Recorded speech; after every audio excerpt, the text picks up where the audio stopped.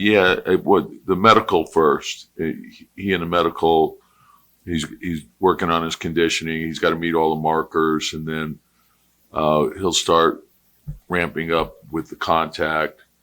And then once he's cleared, he's cleared. So you trust that to the medical and the player.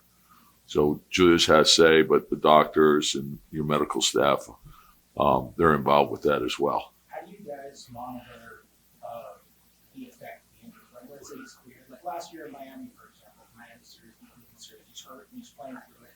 It has an effect on him. Like, how do you monitor and make sure that it's not affecting him in too much of a negative fashion? Yeah, well, the thing is once he's cleared medically, then you got to start the process of playing. In each day it gets better, so you're doing that, and you have to weigh what's best for your team, and that's always going to be the priority. But the player's health is at the forefront. Once he's cleared, then you take it step by step from there. Boston obviously has so many different weapons that they can use to get at you. Where do you start in terms of game plan? Now, it's obviously when you study their record tells you how good they are. Then when you get into all their numbers, they're strong on both sides of the ball. And then when you watch the film, it matches up. So, obviously it's a team when you have Tatum and Brown, and then you add in, the way Derek White and Holiday have played, and you add in Porzingis. It's a team that doesn't have many holes, so they have great defense, they have rim protection, their rebounding has become elite. Offensively, they're, they a number of guys that can break you down off the dribble.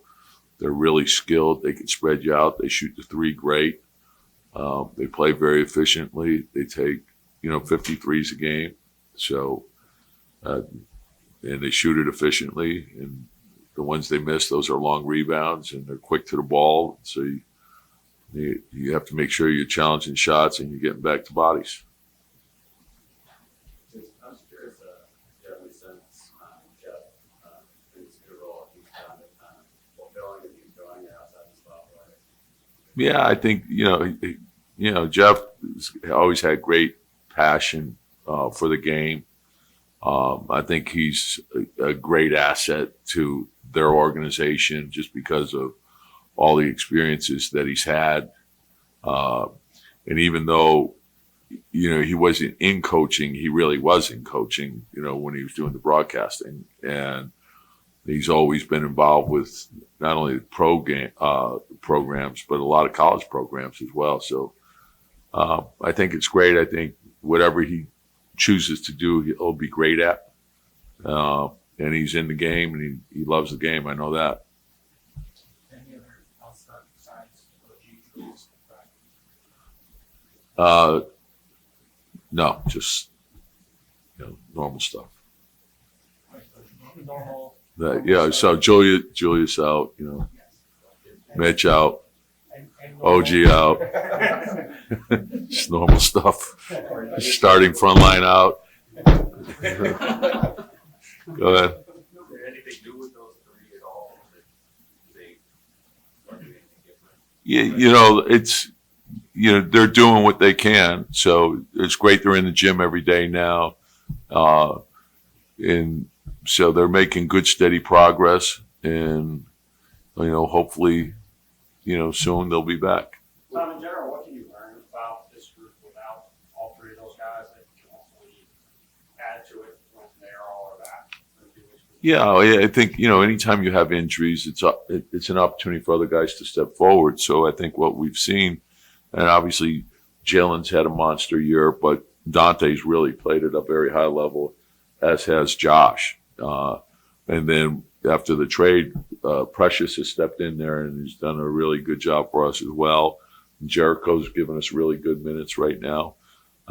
So we just picked up Alec and Bojan, and Bojan had a big game, and we know what Alec can do.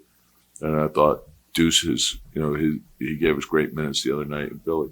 When you guys signed Dante, did you expect him to be hitting threes at this ball game? No, I think probably like studying his pro career, he starts at a certain point, usually starts a little slow, and then it's a steady climb all season.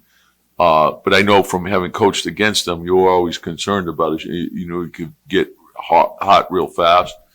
But I think the big thing when we signed him, and I mentioned this to you guys earlier, is immediately he came into, and he put a lot of time into getting acclimated, getting settled in, shooting, and I thought he hit the ground running, and I thought that was a huge advantage for him.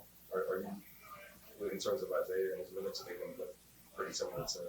Yeah, we'll see how it unfolds. Like I told you guys, it's more of a guideline, so just see how it goes. I think each time he goes out, it's going to be better and better. He's just got to get his timing.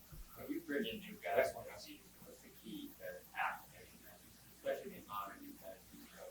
Well, I think anytime you make an in-season trade, there's a challenge in how quickly can you get them up to speed, and you don't want to overload them. The good part with Alec, we had him, so that was pretty seamless.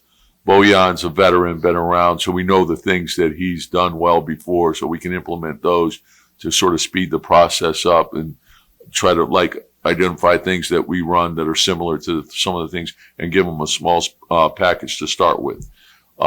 Precious is a little different because he played more of a backup five. He's playing both with us, but he's adapted really well. And then you just keep adding each day, but you don't want to overload him.